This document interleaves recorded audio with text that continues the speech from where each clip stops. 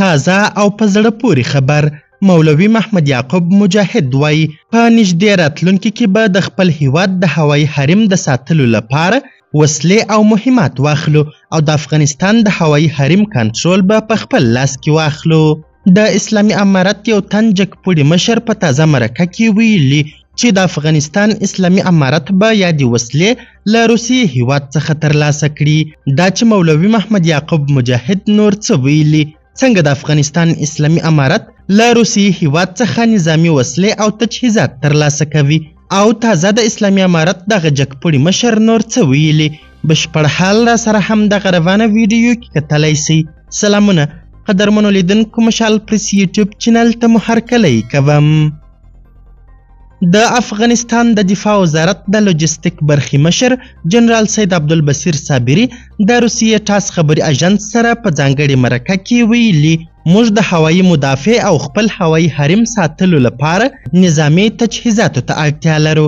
د افغانستان د دفاع وزارت لوجستیک مشر د روسیې ټاس خبري اژانس ته ویلي فکر کوم موږ به له روسیې دا ډول وسلې واخلو.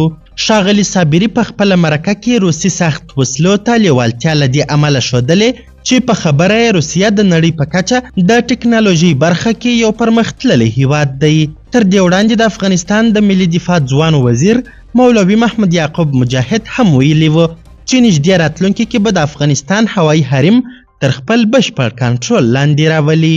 ښاغلي مجاهد نو ویلي چې د هوایي حریم د کنټرول وسلې به له کوم هیواد څخه ترلاسه کړي، خو افغانانو ته یې ډاډ ورکړی و چې له دې وروسته به هیڅ چاته اجازه ورنه کړي چې د افغانستان هوایي حریم اشغال کړي.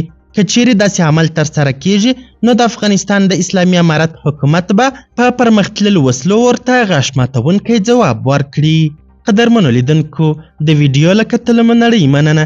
د لا زیاتو او نورو لحظه پر لحظه خبري مطالبو لپاره زموږ همدغه مشال پریس یوټیوب چینل سبسکرایب کړئ.